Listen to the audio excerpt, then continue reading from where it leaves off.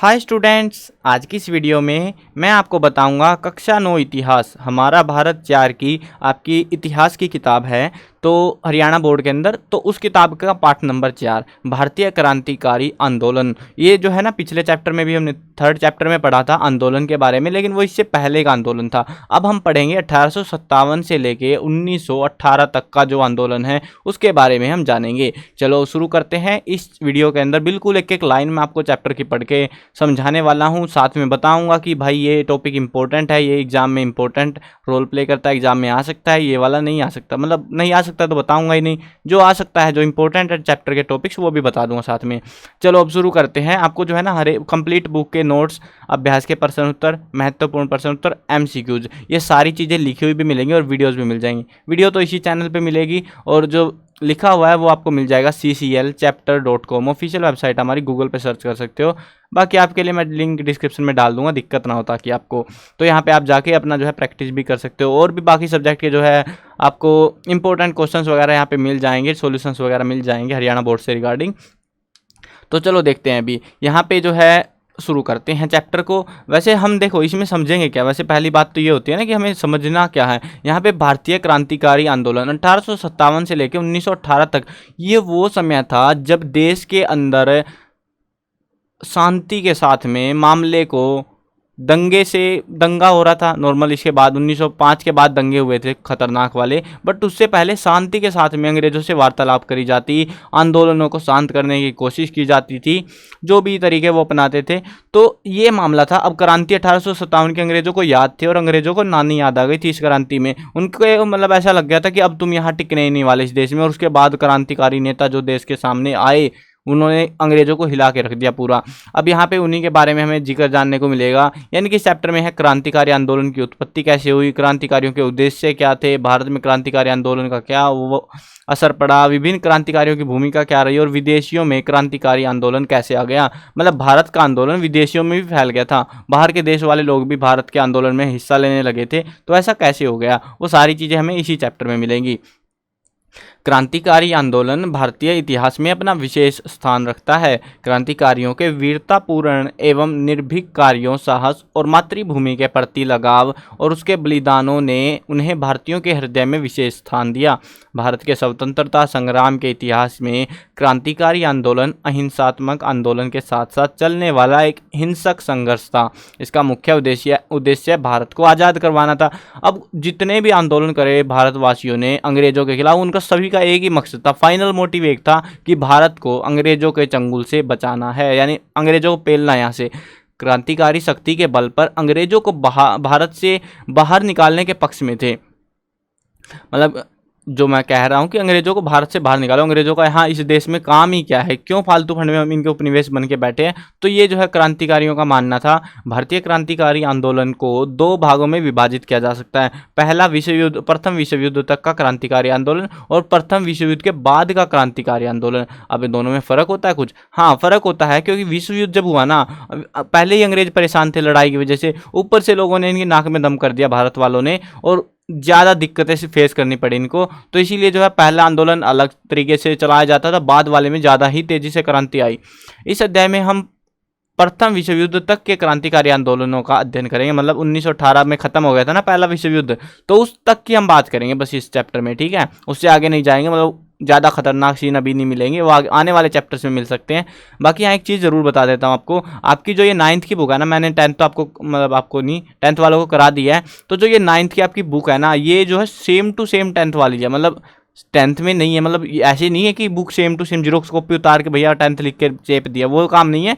But जो topics हैं आपके, यानी कि क्रांति 1857 की क्रांति, 1857 के आसपास का जो सीन है, ये सारा जो है ऑलमोस्ट सारा जो है 10th में भी दे रखा है। तो अगर आप अब की बार कर लेते हो तो 10th में भाई, मतलब अब की बार अच्छे से कर लोगे तो 10th में फ्री फंड में आपको वैसे भी पता है उन सारों के बारे में, तो इजी रहेगा। लेकिन अगर आप अब की बार नहीं करोगे, फिर 10th में करने पड़ेंगे, करने तो आपको पड़ेंगे वो चीज़ें, है ना। तो बेटर रहेगा इस साल ही कर लेना, क्योंकि सेम टॉपिक जो है, ये तीसरा चैप्टर चौथा chapter same to same topic 10th के अंदर भी है, ठीक है। मतलब सेम टॉपिक है बट डिटेल कम है थोड़ी सी। चलो देखते हैं क्रांतिकारी आंदोलन की उत्पत्ति कैसे हुई। भारत में 19वीं शताब्दी के उत्तरार्ध में राष्ट्रीय राष्ट्रीय राजनीतिक चेतना के उदय के फलस्वरूप क्रांतिकारी आंदोलनों की उत्पत्ति हुई। भारत में क्रांतिकारी आंदोलन की उत्पत्ति के कई कारण थे। समाज सुधार आंदोलनों द्वारा प्रेरणा लेना। अब समाज सुधार आंदोलन बहुत सारे थे ना, शुरुआत में हमने जब बुक स्टार्ट हुई थी पहला चैप्टर था हमारा जिसमें बहुत सारे समाज सुधारक आंदोलन चलाए गए थे देश के अंदर, तो उनसे प्रेरणा ली लोगों ने। 1857 की क्रांति से प्रेरणा, भाई ये तो खतरनाक क्रांति थी, इसको तो लोगों ने अपना एज अ लीडर मान लिया कि मोटिवेशन है यहीं से, सारा मोटिवेशन जागरूकता जो है लोगों के अंदर वो इसी क्रांति से आती थी। लोग मतलब अवेयर रहते थे और ज़्यादा जो है आक्रामक हो गए थे थोड़े से, अंग्रेजों के खिलाफ विरोध करने में आंदोलन तेज हो गए थे इस क्रांति के बाद से। ब्रिटिश सरकार द्वारा भारत के आर्थिक दोहन और शोषण के विरुद्ध प्रतिक्रिया, तो ये भी यहाँ से भी उत्पत्ति हुई क्योंकि लोगों को परेशान कर दिया पैसे की तंगी की वजह से। अंग्रेजों द्वारा भारतीयों से दुर्व्यवहार की विरुद्ध प्रतिक्रिया, अब दुर्व्यवहार बुरा हाल करके रखते थे, बेइज्जती करी जाती थी भारतीयों की, इस चीज़ ने भी आंदोलन जो है उठाए। राष्ट्रीय समाचार पत्रों एवं साहित्य से प्रेरणा, इन चीज़ों से भी प्रेरणा मिली। समाचार पत्रों में बहुत सारे, हमने शायद पिछले चैप्टर में पढ़ा था कि बहुत सारे जो है ना नेता थे, उनके खुद के समाचार पत्र होते थे और वो लोगों को जागरूक करते, लोगों को बताते भाई ये अंग्रेज खराब है, अंग्रेजों के पक्ष में मत रहो, तो भगाने के चक्कर में थे वो, तो वहां से भी लोगों को प्रेरणा मिली। लाल बाल पाल और अरविंद घोष की विचारधारा से प्रेरणा, ये चार बंदे तो ऐसे थे, तीन तो खास प्रसिद्ध थे बहुत ज़्यादा, इनकी विचारधारा बहुत अलग लेवल की थी। ये बाकी जो है ना, हमने उदारवादी और राष्ट्रवादी जो जाना था, तो ये जो है राष्ट्रवादी वाले पक्ष में थे, ये चारों बंदे राष्ट्रवादी थे। इनका मानना ये था कि अंग्रेज भाई यहाँ कर क्या रहे हैं, पेलो इनको यहाँ से पहली फुर्सत में। इसी वजह से लोग, बहुत सारे लोग इनसे प्रेरणा ले गए, जो है इनके साथ में जुड़ गए थे। अंतर्राष्ट्रीय घटनाओं का प्रभाव, अब ये जो है अंग्रेज बड़े सियाने बन रहे थे, उन्होंने क्या करा, भारत में पश्चिमी शिक्षा लागू करी, और वो शिक्षा अंग्रेजी, मतलब तो अंग्रेजी लागू करने के बाद में हुआ क्या, जो यहाँ के लोग थे उनको अंग्रेजी समझ आने लगे और पता लगा कि वहाँ के देश भी ऐसे ही, छोटे छोटे देश भी जो है बड़े बड़े देश को पेल रहे हैं, तो भाई हम क्या हैं, हम भी पेल सकते हैं, अंग्रेजों को कोई बड़ी चीज़ थोड़ी ना है। तो उससे भी वो प्रभावित हुए, अंतर्राष्ट्रीय जो घटनाएं हो रही थी उस टाइम पे उनसे भी वो प्रेरित हुए। जहां एक और धर्म समाज सुधार आंदोलनों ने भारतीयों के आत्मविश्वास को जगाया, वहीं दूसरी ओर अकाल, महामारी और ब्रिटिश सरकार के दोहन से भारतीयों में असंतोष की भावना उत्पन्न हुई, जिसे प्रजातीय भेदभाव ने और तेज कर दिया। ऐसे में राष्ट्रीय समाचार पत्रों एवं साहित्य ने उन्हें ब्रिटिश शासन के विरुद्ध संघर्ष करने के लिए और प्रेरित कर दिया। इसके साथ साथ क्रांतिकारी लाल बाल पाल और अरविंद घोष की विचारधारा और अंतर्राष्ट्रीय घटनाओं से वे प्रभावित थे। ऐसे बहुत सारे फैक्टर थे जिनकी वजह से लोगों ने ये आंदोलन करे थे, क्रांतियां करी थी। अब ये जो आंदोलन क्रांतियां करी थी, उद्देश्य सबको पता है, एक ही उद्देश्य था, बट यहाँ पे और भी देखेंगे हम क्या क्या चीज़ें उनको चाहिए थी। क्रांतिकारियों में राष्ट्रीयता की ऐसी भावना थी कि वे देश के लिए अपने जीवन का बलिदान करने से भी नहीं हिचकिचाते थे। वे समझते थे कि उनके बलिदान से ही देश में जागरूकता उत्पन्न हो सकती है। भारत के क्रांतिकारियों का प्रमुख उद्देश्य था स्वतंत्रता। क्या उद्देश्य था प्रमुख? स्वतंत्रता, आज़ादी प्राप्त करना, अंग्रेजों को यहाँ से भगा देना। अब यहाँ पे क्रांतिकारियों के कुछ उद्देश्य बता रखे हैं, क्या क्या उनको चाहिए था। पहला था भारत में ब्रिटिश सरकार का अस्तित्व समाप्त करके पूर्ण स्वतंत्रता प्राप्त करना, युवाओं में राष्ट्रीय चेतना जागृत करना। क्योंकि देखो उद्देश्य क्या होते हैं, मतलब उनको ये चाहिए था। अब ये सारी चीज़ें क्यों चाहिए थी बाकी की? क्योंकि भाई उनको देश आज़ाद कराना था, उसके लिए देश की जनता उनके साथ चाहिए थी उनको, उसके लिए उन्होंने बहुत सारी कोशिश करी। तो पहला मेन तो यही था हमारा कि पूर्ण स्वतंत्रता चाहिए थी उनको। दूसरा था कि युवाओं को जागृत करना अपने देश के लिए, सशस्त्र बल का प्रयोग करके क्रांति करना, युवाओं को संगठित करना, भारत में क्रांतिकारी संस्थाओं की स्थापना करना, लोकतंत्र की स्थापना करना, राष्ट्रीय सांस्कृतिक मूल्यों की स्थापना करना, व्यवस्था में बदलाव करना, मतलब जो अंग्रेजी व्यवस्था चल रही है ना, जो उसमें बदलाव करना। अब ये जो क्रांतिकारी थे, इनके सिद्धांत और साधन क्या क्या थे? संवैधानिक एवं उदारवादी विचारधारा में अविश्वास, यानी कि इनमें तो भरोसा था ही नहीं, ये तो बेचारे, बताया था ना पिछले चैप्टर में कि ये तो भीख मांगने वाला काम करते थे, तो इनसे लोग इतने मतलब इनके फेवर में थे नहीं। सशस्त्र संघर्ष एवं क्रांति में विश्वास था इनका। आत्म बलिदान की भावना पर इन्होंने बल दिया। राष्ट्र हित में मारो या मरो, बस एक ही मोटिव था, मारो या मरो के सिद्धांत में इन्होंने विश्वास दिलाया कि अगर तुम मार देते हो तो तुम जीत गए, अगर मर गए तो भाई वैसे भी जिंदगी मरने ही वाली है तुम्हारी, तो जो भी है तुम्हें दोनों तरफ से फायदा है, तो भाई आ जाओ हमारे साथ, चलो बजाते अंग्रेजों को। क्रांतिकारी संगठनों व संस्थाओं का निर्माण करना, जन जागृति में विश्वास, राष्ट्रीय विचारों से ओतप्रोत साहित्य, पत्रक और समाचार पत्रों का प्रकाशन करना। तो ये सारे जो है उनके सिद्धांत और ये साधन थे यहाँ पे। चलो आगे बढ़ते हैं। क्रांतिकारी आंदोलनों का प्रसार। यानी कि जो एक क्रांतिकारी आंदोलन थे कैसे फैले, क्या मोटिव रहा, कैसे धीरे धीरे देश भर में फैलते गए। भारत में 19वीं शताब्दी के उत्तरार्ध में क्रांतिकारी आंदोलन का उदय हुआ। अब ये जो है ना, बहुत सारे स्टूडेंट को मैंने देखा है, उनको ये शताब्दी में ही कन्फ्यूजन रहता है। भाई ये शताब्दी का मतलब क्या होता है, हर जगह मिलेगा आपको पूरे इतिहास में। अगर आपने मतलब पता नहीं मैंने कौन सी वीडियो में बताया भी था एक और में, बट हाँ कोई ना, जिनको भी डाउट है ना कि भाई शताब्दी अगर आपको पता है तो आप सोच लेना, अगर आपको सही पता है। हम देखते हैं क्या, मतलब आपके पास दो ऑप्शन है। 19वीं शताब्दी को हम क्या कहेंगे, ये हम कहेंगे 1700 से 1800 के बीच का टाइम पीरियड, 1800 से 1900 के बीच का टाइम पीरियड। तो कौन सा पीरियड जो है हमारा ये 19वीं शताब्दी होगा, अगर आपको सही से पता है ये वाला है या फिर ये वाला है। तो देखते हैं भाई, अगर आपको सही पता होगा तो आप पहचान लोगे, बाकी अभी मैं बता देता हूँ। 19वीं शताब्दी देखो फिलहाल जो है हमारी चल रही है 21वीं शताब्दी, है ना, ऐसे पहचानो तो ऐसा ऐसे याद रहेगा आपको। अभी चल रही है 21वीं शताब्दी, अभी साल कौन सा चल रहा है, 2022, ठीक है। तो 2000 के अंदर, 2000 से लेके और मान लो 2100, 3000 लिख रहा था मैं, 2100 तक, ठीक है। तो ये कौन सी है, 21वीं शताब्दी, यानी कि जो बाद वाला डिजिट है ना, उससे 100 साल पहले के बीच का जो समय होता है वो शताब्दी में गिना जाता है। अब यहाँ पे 19वीं शताब्दी है, यानी कि 1900 उससे पहले के 100 साल, ठीक है। ऐसे याद रखो, आसान रहेगा, ठीक है। ऐसे कन्फ्यूजन नहीं करना आपको कि भाई चल क्या रहा है इनकी ज़िंदगी में। आप सोचते हो कि 19वीं शताब्दी मतलब 1920 का कोई आंदोलन चल रहा है, आप बोल दोगे 19वीं शताब्दी, नहीं भाई वो 20वीं शताब्दी में हुआ था आंदोलन, ठीक है। ऐसे कन्फ्यूजन नहीं होना, तो आपको याद आ जाना चाहिए फिर कि कहाँ की, किस टाइम के आसपास की बात हो रही है। चलो देखते हैं, भारत में 19वीं शताब्दी के उत्तरार्ध में क्रांतिकारी आंदोलन का उदय हुआ। इस आंदोलन के मुख्य नेताओं में राम सिंह कुका, चापेकर बंधु, वीर सावरकर, गणेश सावरकर, बारिंदर कुमार, सचिंद्र नाथ सान्याल, खुदीराम बोस, रास बिहारी बोस, श्याम जी कृष्ण वर्मा, भीकाजी कामा, लाला हरदयाल, सोहन सिंह भकाना, भाई परमानंद, करतार सिंह सराभा, अजीत सिंह, अंबा प्रसाद, राजा महेंद्र प्रताप, बरकतुल्ला खान इत्यादि प्रमुख थे। भाई इतने सारे नाम याद कैसे रहेंगे, देखो आपको मेन मेन याद रखने हैं। मेन मेन इनमें है राम सिंह कुका, चापेकर बंधु, वीर सावरकर, ठीक है। ये तीन नाम तो इनमें से जो है खास है, थोड़े से इंपॉर्टेंट रोल प्ले करते हैं। खास था इनमें से राम सिंह कुका का। अब राम सिंह कुका ने एक आंदोलन चलाया कुका का, चलो जानेंगे उसको भी, आंदोलन को नीचे आएगा अभी थोड़ी देर में।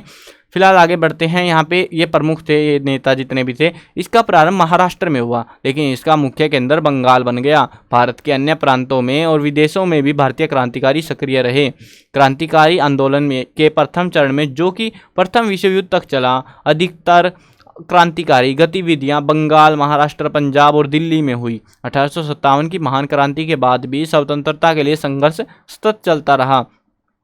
किसानों, वनवासियों एवं धार्मिक संतों ने संघर्ष को बनाए रखा।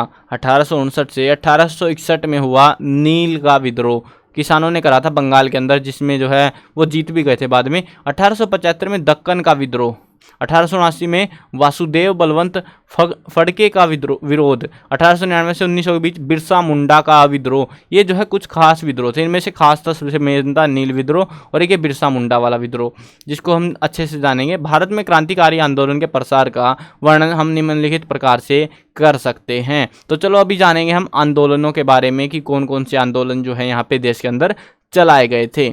पहला आंदोलन है हमारे पास में, वो है कूका आंदोलन। कूका या नामधारी आंदोलन वास्तव में एक धर्म सुधार आंदोलन था। सामूहिक रूप से एक साथ इकट्ठे होकर किसी विशेष उद्देश्य के लिए ऊंची आवाज लगाने को कूक कहते हैं। नामधारी ऊंची आवाज कूक लगाकर गायन करते थे, इसीलिए उनके आंदोलन को कूका आंदोलन का नाम दिया गया। 19वीं सदी के उत्तरार्ध में आदर्श राजनीति शासन की स्थापना के लिए बालक सिंह नामक उदासी फकीर के शिष्य राम सिंह कुका, ये ऊपर वाला याद रखो ना रखो कोई बात नहीं, बंदे का नाम याद रखना जिसने शुरू करा था, ठीक है, वो था राम सिंह कुका।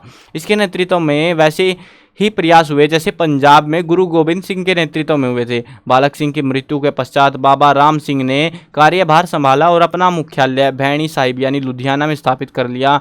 जब बाबा राम साहिब ने सिखों को अंग्रेजों के हाथों पराजित और अपमानित होते हुए देखा, तब उन्होंने अंग्रेजों को बाहर निकालने के लिए प्रयास प्रारंभ कर दिए। 19वीं शताब्दी के छठे दशक में बाबा राम सिंह ने पंजाब के विभिन्न जिलों में और अपने सूबेदार और नायब सूबेदार नियुक्त किए। उन्होंने युवकों को सैनिक प्रशिक्षण देने के लिए निजी अर्ध सैनिक संस्था स्थापित कर ली। धीरे धीरे इस आंदोलन की गतिविधियां सरकार के लिए गहरी चिंता का विषय बनती रही। कूका या नामधारी आंदोलन के अनुयायी गायों का बहुत सम्मान करते। गायें जो होती है, जानवरों में गाय होती है, हिंदुओं का पवित्र जो है पशु है वो, ठीक है। तो जो गाय है उनका बहुत सम्मान करते थे। उन्होंने सरकार से गौ हत्या पर कड़ी रोक लगाने की लगातार मांग की, लेकिन सरकार ने इस ओर कोई ध्यान नहीं दिया। 1872 में कुकाओं को सूचना मिली कि मुस्लिम राज्य मलेरकोटला में गायों की हत्या की जा रही है। तो उनके एक समूह ने मलेरकोटला पर धावा बोल दिया कि भाई ऐसे कैसे तुम बेइज्जती कर रहे हो हमारी। अनेक नामधारी शहीद हो गए और अनेकों को तोबों से उड़ा दिया गया। अंग्रेज सरकार ने राम सिंह और उसके अनुयायियों को इस उपद्रव के लिए उत्तरदायी माना और उन्हें बंदी बनाकर रंगून जेल, या जिसको आज के टाइम में म्यांमार में है जो, तो वहां पे भेज दिया। भाई कितनी दूर भेज दिया पकड़ के। अपनी मृत्यु तक वे जेल में ही बंदी रहे। राम सिंह कुक्का ने अंग्रेजी साम्राज्यवाद को उखाड़ने का प्रयास किया। नामधारी कुकाओं ने सर्वप्रथम स्वदेशी कपड़े, खासकर गाढ़ा या खर पहनकर स्वदेशी वस्तुओं का प्रचार एवं विदेशी वस्तुओं का बहिष्कार करके उसे राष्ट्रीय स्तर के रूप में प्रयोग किया था। देखो हमने जो है ना प्रीवियस चैप्टर में यानी तीसरे चैप्टर में हम पढ़ के आए थे कि एक स्वदेशी और बहिष्कार आंदोलन चलाया गया था। अगर आप चैप्टर को लाइन वाइज नहीं पढ़ रहे ना तो भाई लाइन वाइज पढ़ो, मजा आएगा, फिर कहानी में समझ में आएगा। अब यहाँ पे जो है ना कि स्वदेशी और बहिष्कार आंदोलन चला था जो बाद में कई नेताओं ने चलाया, लेकिन शुरुआत करी थी राम सिंह कुक्का ने, ठीक है, जिसका भविष्य में राष्ट्रीय नेताओं ने उपयोग करके भारतीय जनमानस में चेतना जागृत की। प्रतिवर्ष इन शहीद कुका वीरों की याद में मलेरकोटला में एक विशाल श्रद्धांजलि समारोह का आयोजन भी किया जाता है। तो ये था पूरा इनका सीन, पूरा नहीं बताया, फिर भी मोटा मोटा सा बता दिया इन्होंने। चलो आगे बढ़ते हैं। महाराष्ट्र में क्रांतिकारी आंदोलन। महाराष्ट्र के अंदर क्या हुआ था? 1896 में महाराष्ट्र में प्लेग की जानलेवा बीमारी फैल गई, यानी कि पूना के अंदर फैली थी, महाराष्ट्र पूरे में नहीं फैली, पूना में फैली थी खासकर, तो है ना। तो वहाँ पे मंत्री संतरी आए थे और उसको इन भाइयों ने मार दिया था। चलो देखते हैं, जो धीरे धीरे महामारी का रूप ले चुकी थी। 1897 तक आते आते पूना में भी प्लेग फैल गया। प्लेग से निपटने के लिए अंग्रेजी सरकार ने ठोस कदम उठाने का विचार किया और वाल्टर चार्ल्स रेड, ये एक बंदे का नाम है, अंग्रेजी अफसर, इस नाम का अंग्रेज को प्लेग कमिश्नर नियुक्त किया गया। इस अंग्रेज ने पूना में लोगों के घरों और मंदिरों में बेरोक-टोक प्रवेश कर आम जनता में असंतोष उत्पन्न करा। मतलब ये किसी का दरवाजा खटखटा रहा ना कुछ, ऐसे रेड मार रहा था, जैसे ऐसा काम इसने कर रखा था। लोगों के घरों में मंदिरों में ऐसे ही घूम रहा सरेआम। सार्वजनिक रूप से लोगों से के साथ अपमानजनक व्यवहार किया जाने लगा था। दो भाइयों दामोदर चापेकर और बालकृष्ण चापेकर, इन दोनों भाइयों ने जो है 22 जून 1897 को बदनाम चार्ल्स रेड की, बदनाम क्यों कह रहे समझ रहे हो ना, बदनाम कर हो रखा था ये ऐसे कांडों की वजह से, तो इसको जो है चार्ल्स रेड की गोली मारकर हत्या कर दी। उसके साथ ही आयर्स्ट भी मारा गया। क्रांतिकारी बाल गंगाधर तिलक से प्रभावित थे, यानी ये दोनों भाई थे, इनका फोटो देखो ये वाला। तो ये जो दोनों थे ना, ये क्रांतिकारी बाल गंगाधर तिलक था जो कि हम पिछले चैप्टर में पढ़ के आए थे, तो उनसे बहुत प्रभावित थे। अब इन दोनों को पकड़ के मृत्युदंड दे दिया गया और साथ में जो है बाल गंगाधर तिलक को भी इसके चलते सजा हुई थी। कुछ शायद आई थिंक 1.5 साल की सजा हुई थी। विनायक दामोदर सावरकर ने महाराष्ट्र में क्रांतिकारियों को इकट्ठा करने के लिए यूरोप जाने से पहले ही मित्र मेला व अभिनव भारत जैसी संस्थाओं का निर्माण किया। इन संस्थाओं के माध्यम से कई क्रांतिकारी उत्पन्न हुए। 1909 ईस्वी से 1910 में अभिनव भारत ने नासिक, अहमदाबाद, सतारा में क्रांतिकारी घटनाओं को अंजाम दिया। 1909 में अनंत लक्ष्मण कन्हारे ने नासिक के जिला मजिस्ट्रेट मिस्टर जैक्सन की हत्या कर दी, क्योंकि उसने वीर सावरकर के भाई गणेश सावरकर को देशभक्तिपूर्ण कविताएं लिखने के कारण आजीवन काले पानी की सजा दे दी थी। अब ये काला पानी क्या है आप सोच रहे हो ना, वो आगे हमें जानने को मिलेगा। काला पानी कुछ काले रंग का पानी नहीं होता था, कुछ और ही होता था, तो उसकी सजा दे दी थी। जैक्सन की हत्या के केस में 38 दोषियों पर मुकदमा चलाया गया, जिसमें 4 को फांसी दे दी गई।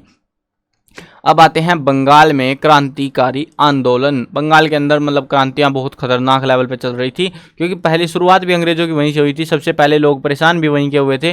तो बंगाल में क्रांतिकारी आंदोलनों के जन्मदाता अरविंद घोष, बारिंदर घोष और विवेकानंद के छोटे भाई भूपेंद्र नाथ दत्त थे। इन्होंने विभिन्न क्रांतिकारियों को प्रेरित किया और वहाँ अनुशीलन समिति नामक संगठन का गठन कर दिया। शीघ्र ही इस समिति की शाखाएं पूरे बंगाल में खोली गई। अनुशीलन समिति के 2 सदस्य बम बनाने का प्रशिक्षण लेने के लिए जापान गए थे। मतलब इनको पता नहीं था ना बम कैसे बनते हैं, वो बम वो जो फेंकते हैं लड़ाइयों में, तो वो वाले बम बनाने का प्रशिक्षण लेने गए स्पेशल जापान में।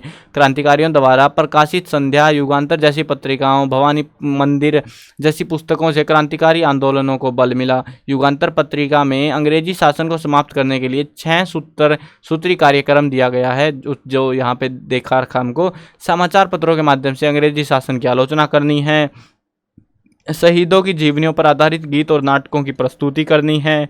जलसे, जुलूस और हड़तालों से ब्रिटिश शासन को व्यस्त रखना है, मतलब ताकि वो शांति से बैठ ना पाए।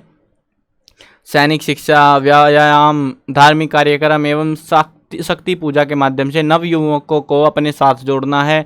शस्त्र बनाना, खरीदना और विदेशों से संबंध बनाना भी जरूरी है। आर्थिक व्यवस्था को मजबूत करना भी जरूरी है। तो ये जो है इनके मोटिव थे। अब आगे बढ़ते हैं। बंगाल की क्रांतिकारी संस्थाओं ने इटली की गुप्त क्रांतिकारी संस्थाओं से प्रेरणा ली थी। मतलब पहले कहाँ पे ये गुप्त संस्थाएं थी, वो थी इटली के अंदर, बाद में बंगाल में आ गए सेम मोटिव। 1908 में खुदीराम बोस और प्रफुल्ल चाकी ने मुजफ्फरपुर के न्यायाधीश किंग्सफोर्ड को मारने के उद्देश्य से उसकी बग्घी पर बम फेंक दिया। बम सीखने गए थे ना ये लोग, बाद में आए, बम बनाया और ये जो है कोई न्यायाधीश था मुजफ्फरपुर का, वहाँ पे बग्घी पे बम फेंक दिया। बेचारी किस्मत बढ़िया थी, वैसे बच गया। चाकी ने आत्महत्या कर ली। अब ये जो चाकी था इसने तो आत्महत्या कर ली। खुदीराम बोस को पकड़ लिया और उसको मृत्युदंड दे दिया गया। दोनों पर लोकगीत लिखे गए और देश की जनता इन्हें गुनगुनाने लगी। अंग्रेजों ने क्रांतिकारियों का बम बनाने का कारखाना पकड़ लिया और कई क्रांतिकारियों पर मुकदमा चलाया था। इस केस को अलीपुर षड्यंत्र केस कहा जाता है। षड्यंत्र अंग्रेजों के लिए तो षड्यंत्र ही था भाई, वो देशद्रोह था उनके लिए। तो बारिंदर घोष को काले पानी की सजा हुई। ब्रिटिश सरकार ने दमन का सहारा लिया। सरकार जैसे जैसे आंदोलन का दमन करने का प्रयास करती, आंदोलन वैसे वैसे और जोर पकड़ता गया। क्रांतिकारी बंगाल के युवाओं के आदर्श बन गए थे। तो इतनी तेजी पकड़ गए थे। पंजाब में क्रांतिकारी आंदोलन। पंजाब के क्रांतिकारी आंदोलन के नेताओं में सरदार अजीत सिंह, पिंडी दास, अंबादास, लालचंद फलक और दीनदयाल बांके प्रमुख थे। उन्होंने किसानों के सहयोग से पंजाब सरकार के कैनाल कॉलोनाइजेशन एक्ट, ये कोई एक्ट आया होगा, उसके विरुद्ध प्रदर्शन करा था। सरदार अजीत सिंह ने इस एक्ट के विरुद्ध पंजाब में कई स्थानों पर सभाएं की, किसानों को टैक्स देने से मना कर दिया था। उन्होंने क्रांतिकारी गतिविधियों को तेजी देने के लिए अंजुमन ए मोहिब्तान ए वतन, ये जो है इस नाम की एक संस्था का गठन किया। बांके दयाल की कविता पगड़ी संभाल जट्टा, ये जो है पंजाबी भाषा है, ठीक है।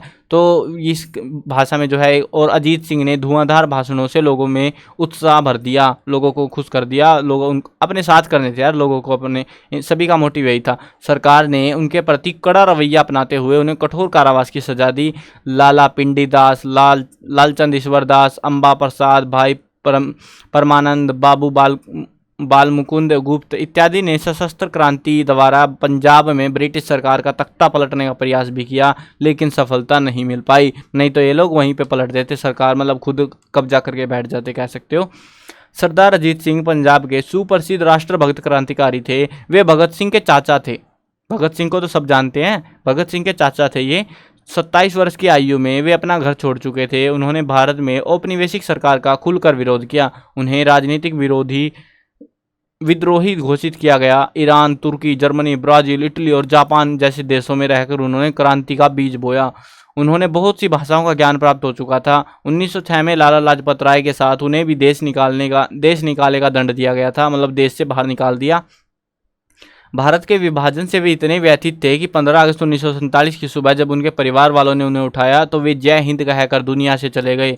भारत का इतिहास उनके योगदान को हमेशा याद रखेगा। तो ये हुआ था उनकी ज़िंदगी के साथ, सरदार अजीत सिंह के साथ में। मद्रास में क्रांतिकारी आंदोलन। दक्षिण भारत में मद्रास के क्षेत्र, जिसको आज हम चेन्नई के नाम से जानते हैं ना, इसके एक जगह है चिदगम्बर पिल्ले और वाची अय्यर, ऐसे प्रमुख नेता। ये नाम है क्या बंदे का भाई, अजीब नाम है ये तो, चलो कोई ना। मद्रास के क्षेत्र में जो है चिदगम्बर पिल्ले और वाची अय्यर जैसे प्रमुख नेताओं ने क्रांतिकारी गतिविधियों का नेतृत्व किया। चिदगम्बर पिल्लई को बंदी बनाने के विरोध में टीनेवली नामक स्थान पर सरकार के विरुद्ध विद्रोह हो गया। लोगों ने ब्रिटिश सरकार की संपत्ति लूट ली। क्रांतिकारियों के निशाने पर नगर पालिका का कार्यालय, पुलिस चौकी और रजिस्ट्रार का कार्यालय था। मतलब जो दिखता है ना लोगों को वही ठोक डाल रहे थे लोग, सीधी बात है। यही चीज़ें थी मेन सरकारी जिनको ये निशाने पर लेके बैठे थे। ब्रिटिश सरकार ने कठोर कार्रवाई करके 27 लोगों को मृत्युदंड और आजीवन कारावास की सजा दे दी। मतलब कुछ को पूरी जिंदगी कैद कर रखेंगे या कुछ को मार डाला सीधा ही। तो ये खतरनाक सजाएं उनको दी गई थी।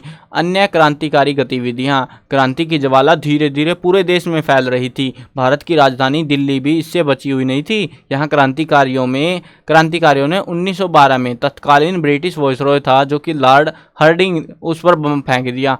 इसी प्रकार की घटनाएं देश के बहुत सारे हिस्सों में भी हुई। कुछ क्रांतिकारी विदेशों में रहकर भी भारत भूमि को स्वतंत्र कराने का प्रयासरत करते थे। अंग्रेजों की वहाँ विदेशों में बेइज्जती होती थी, तो ये सब चलता था विदेशों में भारतीय क्रांतिकारी। अब भारत की जान ली हमने, भारत वाले बहुत सारे थे। अब कुछ ऐसे लोग थे जो भारत से बाहर गए हुए थे और वो भारत को आज़ाद कराने की कोशिश करा रहे थे।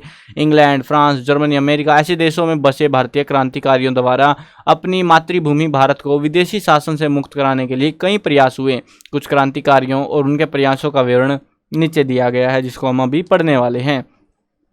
श्यामजी कृष्ण वर्मा की भूमिका। श्यामजी कृष्ण वर्मा पश्चिमी भारत के काठियावाड़ के निवासी थे। उन्होंने कैम्ब्रिज विश्वविद्यालय से बैरिस्टर की शिक्षा ग्रहण की। 1905 में वर्मा जी ने भारत स्वशासन समिति का गठन किया, जिसे प्रायः इंडिया हाउस कहा जाता है। इंडिया हाउस पूछेंगे, ये नहीं पूछेंगे, अजीब सा लगेगा। इंडिया हाउस पूछेंगे आपसे कि इंडिया हाउस का गठन किसने किया, कब किया, ठीक है। तो ये 1905 में किया था वर्मा ने। कौन सा वर्मा था ये? श्यामजी कृष्ण वर्मा।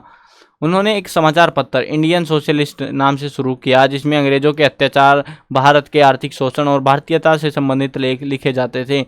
उन्होंने भारतीयों के लिए 1,000 रुपये की 6 फेलोशिप भी आरंभ की, मतलब एक बोल सकते हो किस्त टाइप के आती थी उनको, जिस कारण से शीघ्र ही इंडिया हाउस भारतीय क्रांतिकारियों का केंद्र बन गया। यानी कि लोगों को पैसा तो चाहिए क्रांति करने के लिए, तो वो पैसा देते थे, ये लोग प्रोवाइड कराते थे। उनके सहयोगियों में लाला हरदयाल, वीर सावरकर और मदन लाल ढींगरा इत्यादि थे। सन 1930 में जिनेवा में उनकी मृत्यु हो गई थी।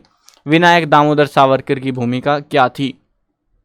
वीर सावरकर एक महान क्रांतिकारी, महान देशभक्त, स्पष्ट वक्ता और एक कुशल संगठनकर्ता थे। उन्होंने आजीवन देश की स्वतंत्रता के लिए जो तप और त्याग किया, उसे शब्दों में पिरोया नहीं जा सकता।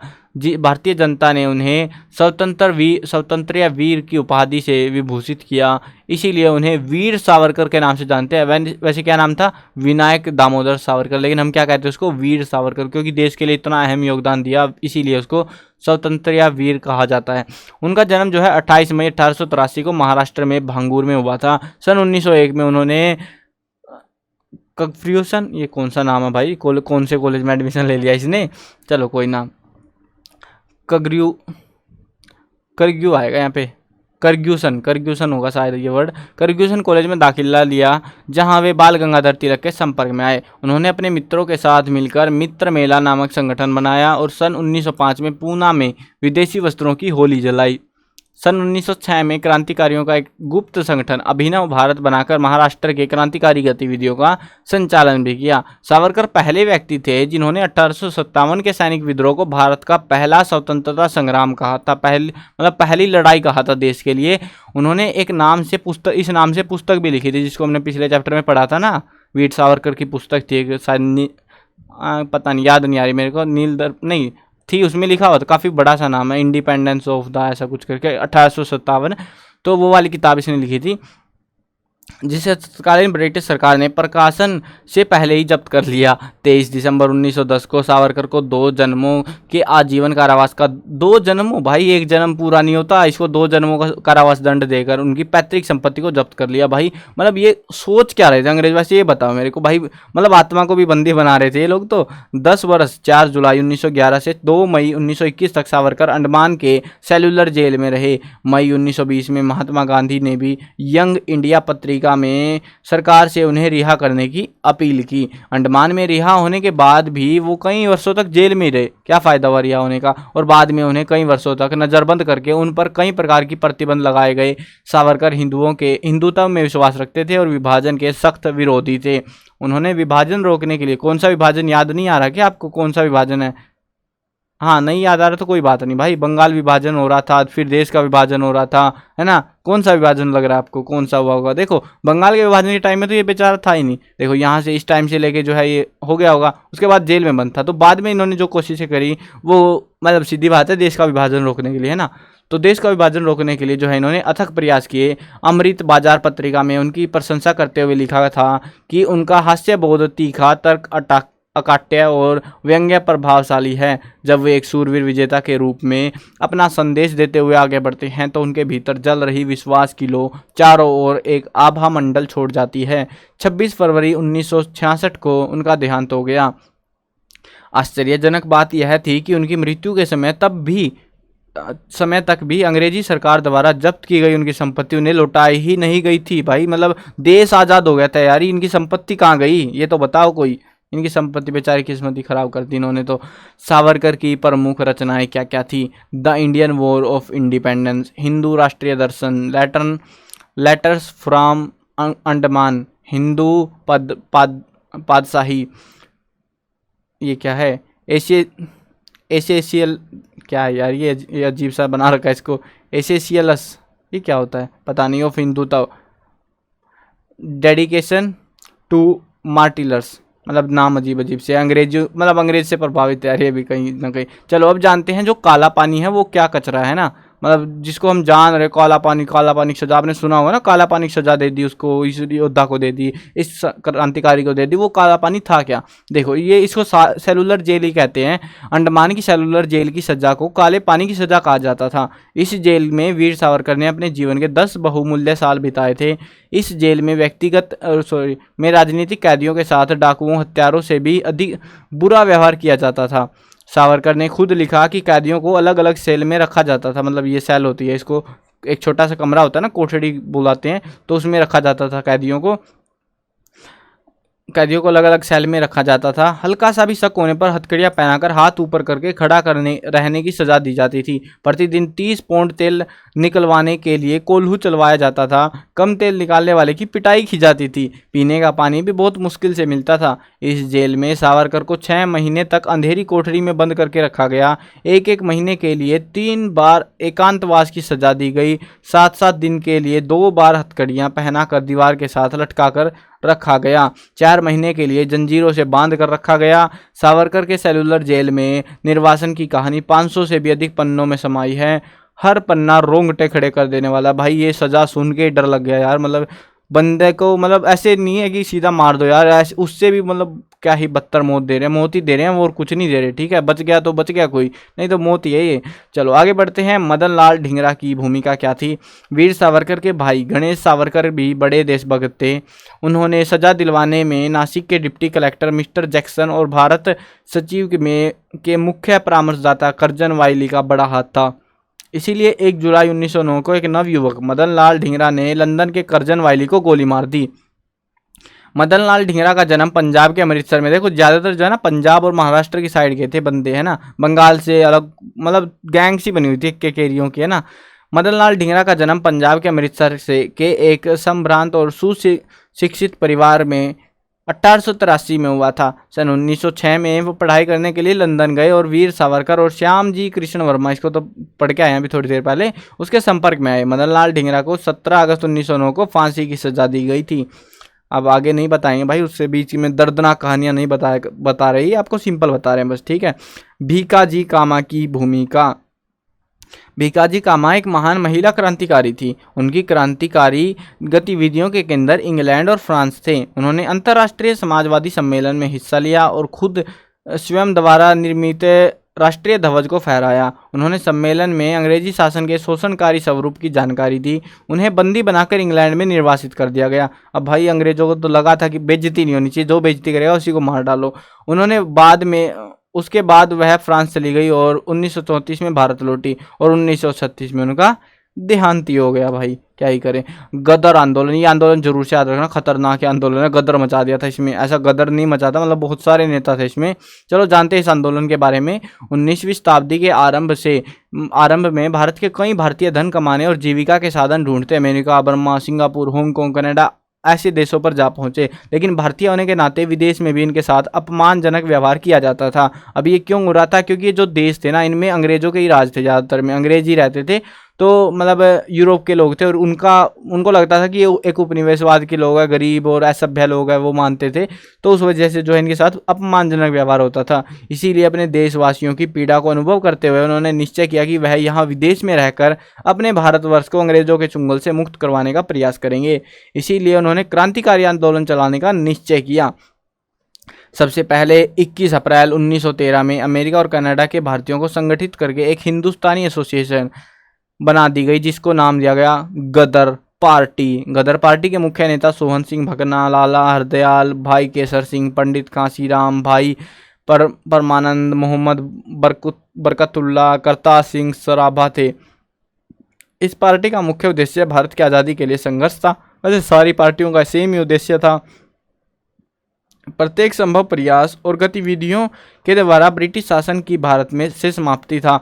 इस पार्टी का मुख्यालय अमेरिका के सैन फ्रांसिस्को में युगांतर आश्रम नामक स्थान पर खोला गया। नवंबर 1913 में गदर नामक एक साप्ताहिक समाचार पत्र भी निकाला गया, जो हिंदी, मराठी, अंग्रेजी, उर्दू आदि विभिन्न भाषाओं में प्रकाशित होने लगा। इस समाचार पत्र में ब्रिटिश शासन की वास्तविक तस्वीर भारतीयों के सामने पेश की गई और साथ ही नवयुवकों को क्रांतिकारी गतिविधियों में शामिल होने के लिए आह्वान किया गया।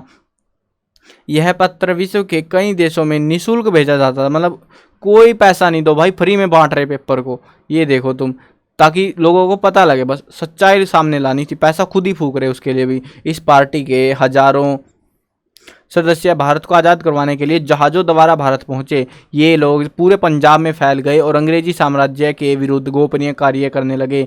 मार्च 1914 में लाला हरदयाल को गिरफ्तार करने का आदेश दिया गया, इसीलिए वह अमेरिका छोड़कर स्विट्जरलैंड चला गया। अब विदेश में यार उसको पता लगेगा, जब तक तो मतलब पहले पता लग गया होगा कि अंग्रेज मतलब फरमान जाएगा भारत से, वहाँ पे पहुँचेंगे अंग्रेज कब, मतलब टाइम लगेगा, तब तक वो फरार वहाँ से, वो स्विट्जरलैंड उड़ लिया उधर से। उसके पश्चात भगवान सिंह, करतार सिंह सराभा, रामचंद्र जैसे नेताओं ने अपने प्रयासों से फिर गदर आंदोलन को जारी रखा, क्योंकि इसके पास तो फिर वो इसको तो आते ही पकड़ लेते वापिस।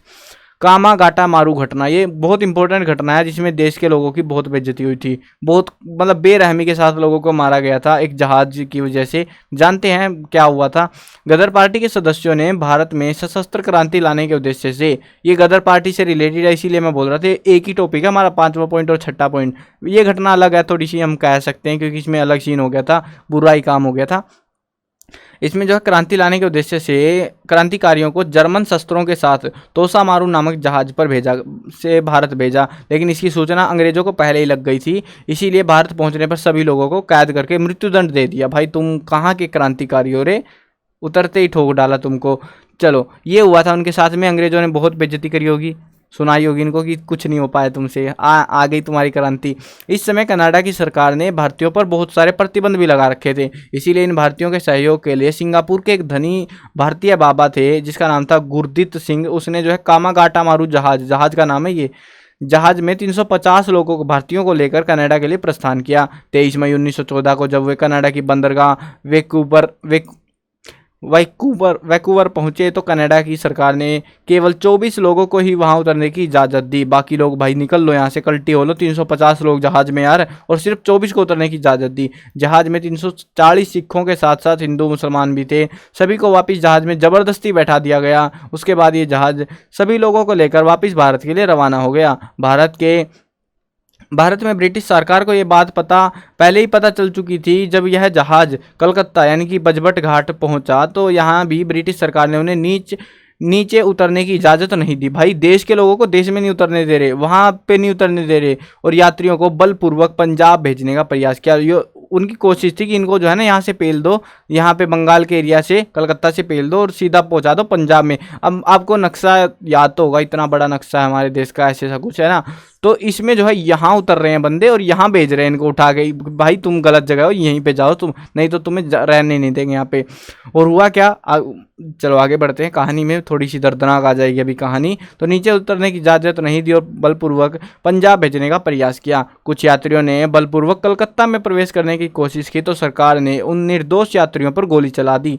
यह घटना 27 दिसंबर 1914 को घटी। इसमें 19 लोगों की मौके पर ही मौत हो गई और इस घटना ने आज़ादी की लहर को और भी तेज कर दिया, यानी कि लोगों में गुस्सा भर दिया कि हमारे देश के लोगों को तुम हमारे देश में नहीं उतरने दे रहे यार, कैसे लोग हो तुम, कैसे अंग्रेज हो। तो उसकी वजह से लोग भड़क गए और फिर बाद में बड़ा बवाल मचा। सशस्त्र क्रांति की महान योजना। कामागाटा मारू घटना का क्रांतिकारियों पर गहरा प्रभाव पड़ा। विदेशों से क्रांतिकारी पंजाब आने लगे और गुप्त सभाएं करने लगे। जनवरी 1915 में रास बिहारी बोस भी पंजाब पहुंच चुके थे। उन्होंने एक संगठन का प्रारूप तैयार किया और देश भर की सैनिक छावनियों से संपर्क करके 21 फरवरी 1915 को ब्रिटिश शासन के विरुद्ध सशस्त्र क्रांति की योजना बनाई। इस योजना में रास बिहारी बोस के साथ सचिंद्र नाथ सान्याल, करतार सिंह सराभा इत्यादि शामिल थे। क्रांति की तारीख बदलकर 19 फरवरी भी की गई, लेकिन कृपाल सिंह नामक गद्दार ने सारी योजना अंग्रेजों को जाके पूर दी, यानी बता दी। तो अब भाई अंग्रेजों को पहले ही पता ऐसा ऐसा कांड करने वाले हैं, तो क्या होने वाला है समझ लो बस। बाद में रास बिहारी बोस बचकर निकलने में सफल रहे, लेकिन 42 क्रांतिकारियों को फांसी और 200 को लंबी सजाएं दे दी गई। 200 क्रांतिकारियों को बड़ी सजाएं दी गई। इस तरह का कुछ प्रयास राजा महेंद्र प्रताप और बरकतुल्ला खान ने जर्मनी और अफगानिस्तान के अमीर की सहायता से किया और काबुल में एक अंतिम संस्कार का गठन भी किया, लेकिन सशस्त्र क्रांति से ब्रिटिश शासन को उखाड़ फेंकने में सफलता उनको नहीं मिल पाई। यार देश वाले अपनी लगाने पे पड़े थे ना। इस प्रकार जो है 1857 की क्रांति के बाद भी भारतीयों ने देश को स्वतंत्र कराने के संघर्ष को आगे बढ़ाया। अंग्रेजों की दमनकारी और शोषण की नीतियों के विरुद्ध भारतीयों ने क्रांतिकारी आंदोलनों की राह को अपनाया। पंजाब में कूका आंदोलन, महाराष्ट्र में अभिनव भारत, बंगाल में अनुशीलन समिति द्वारा ब्रिटिश सरकार के विरुद्ध क्रांतिकारी आंदोलन चलाया गया। क्रांतिकारी आंदोलन का विस्तार पंजाब से लेकर मद्रास तक और महाराष्ट्र से लेकर बंगाल तक फैला हुआ था, मतलब ऑलमोस्ट पूरे भारत में। यार विदेश में बसे भारतीयों ने भी अपने देशवासियों के दुख दर्द को समझा। सावरकर, श्यामजी कृष्ण वर्मा, भिकाजी कामा, गदर आंदोलनकारियों ने सशस्त्र क्रांति से देश को स्वतंत्र कराने के प्रयास किए। इस प्रथम दौर के क्रांतिकारियों ने अदम्य साहस, वीरता, बलिदान का परिचय देते हुए भारत पुरुषत्व को पुनः जगाया, जिससे राष्ट्रीयता और सुदृढ़ हुई और दूसरे दौर के क्रांतिकारियों को प्रेरणा मिली। भारतीय स्वतंत्रता संग्राम में इन क्रांतिकारियों की भूमिका सराहनीय थी, मतलब बहुत योगदान दिया यार, अपनी जान दे दी इन्होंने, और क्या देंगे ये इससे ज़्यादा देश के लिए। तो यहाँ पे इनकी याद में जो है कुछ स्मारक बना रखे हैं। यहाँ पे ये देखो कूका स्मारक, भाई क्या खतरनाक लग रहा है ये तो। चलो ये था आपको जो है ना, इसमें से कूका आंदोलन और गदर पार्टी का जो आंदोलन था वो दो तो जरूर से अच्छे से पढ़ लेने हैं, वो काम किया, बहुत ज़्यादा एग्जाम में पूछे जा सकते हैं। बाकी जो है इसमें मैं सारा जो क्वेश्चंस वगैरह आपके करा दूंगा, अलग वीडियो में कराएंगे, वीडियो काफ़ी लंबी हो रही है ना, तो अलग वीडियो में कराएंगे। क्वेश्चन आंसर अलग में मिलेंगे, महत्वपूर्ण प्रश्न उत्तर, MCQ सब कुछ मिलेगा आपको। प्ले लिस्ट में विजिट करके आप देख सकते हो वीडियोज़ वगैरह। तो चलो वीडियो ख़त्म करते हैं। मैं कवर करने वाला हूँ क्लास 1 से लेकर 12th तक सभी सब्जेक्ट की वीडियोज़, हिंदी मीडियम और इंग्लिश मीडियम दोनों में होने वाली है। तो सब्सक्राइब कर लेना, साथ में घंटी दबा लेना, ताकि कोई भी अपडेट आए आपको बिल्कुल टाइम से मिल जाए।